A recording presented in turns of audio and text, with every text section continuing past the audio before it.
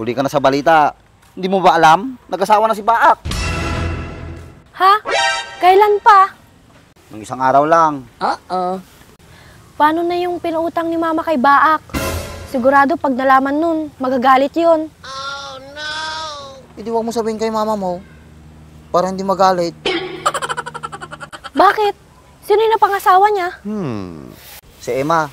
Nabuntis niya. Ha? Buntis yon? Akala ko ba boy Tom yon?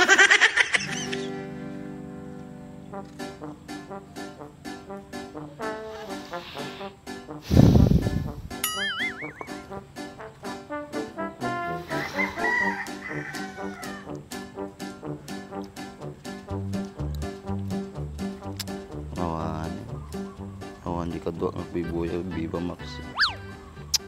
Handa ka Viva Max na gaminin.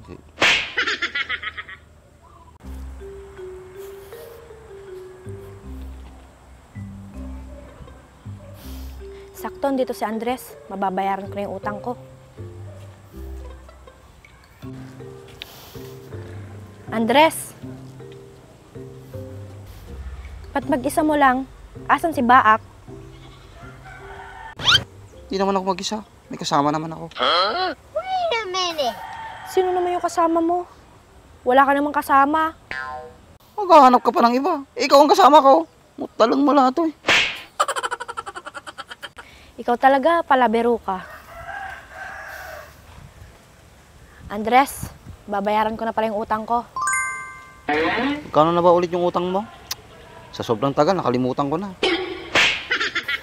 1,000, pero gagawin ko lang 1,500 para may pang-spa ka. Ang dumi ng paa mo, puro kalyo na.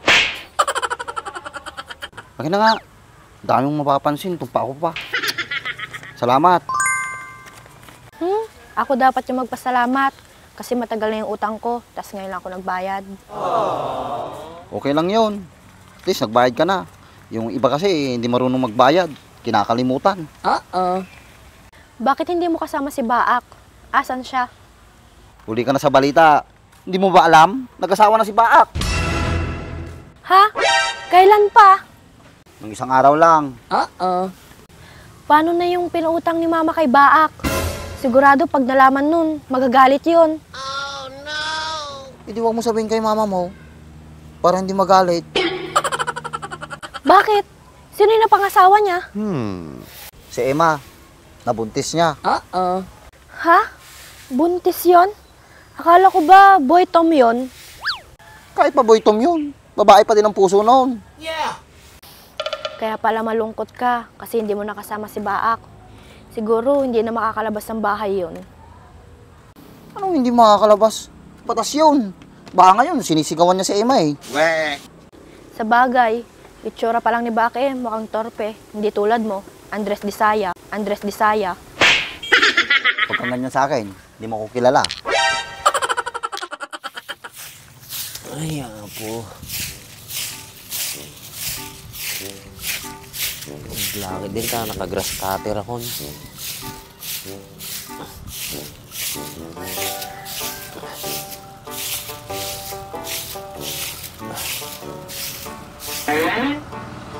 kakanyemad dyan.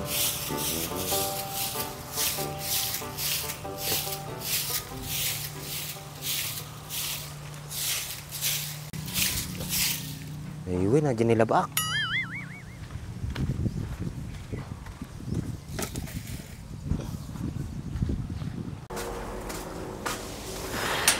Sana all. Yan.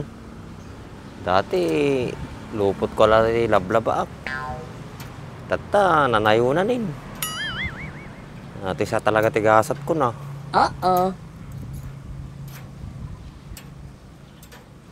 Ay. Okay.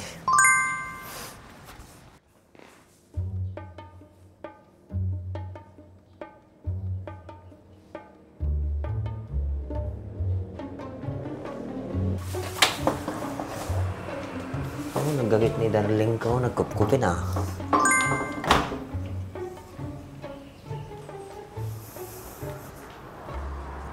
Tulungan ka tantan o nabit nga malpas. Sipag mo naman. Siyempre, para kanyam. Para din sa baby. Oo naman. Yan ang gusto ko sa'yo eh. Huwag kang ganong nagpapagod. Hindi naman ako masyadong napapagod kasi nandyan ka naman. Saka huwag kang magpapaka-stress. Buti alam mo. Kahit loko-loko ako, marami naman akong alam na magandang gawin. Ay, nagbagong buhay ganun dahil sa baby? Nagugutom ka na ba? Medyo lang. Kaluto ka na ba? Malapit na sigurong maluto yun. Saglit Yun? na lang siguro. Gutom na rin si baby niyan. Sana all. O sige, Emma, tignan ko muna yung niluluto ko. Sige. Malapit na maluto yun.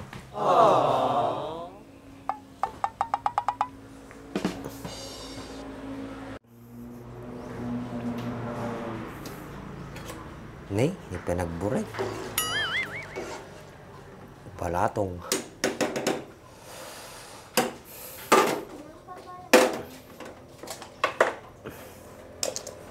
Daman pa natin.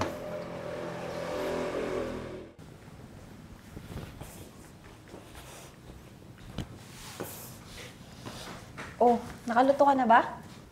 Madipay. Hindi pa nagburay. Apay, mabisingtan. Hindi pa naman. Kailan ka ulit magpapacheck up? Next month ako magpapacheck up ulit. Nung huling nagpa-check up ka, anong sinabi sa'yo ng doktor? Sabi ng doktor, dapat hindi daw ako ma-stress. Tapos kumain daw ako ng prutas at gulay para maging healthy si baby. Tsaka niresetahan niya rin ako ng vitamins. Tsaka matulog ako sa tamang oras. O sige, bibili muna ako ng gulay at prutas. Yung niluluto ko, pakitignan mo na lang, pakipatay na lang pagluto na. Sige, mag-iingat ka. Kalinduusang ka na eh. Ang sweet mo naman, ang swerte ko naman sa'yo. Siyempre, love na love ka nga rin. Love Sige. na love din kita. Swerte ko talaga sa'yo, Baak. Huwag sa masipag na, mabait pa.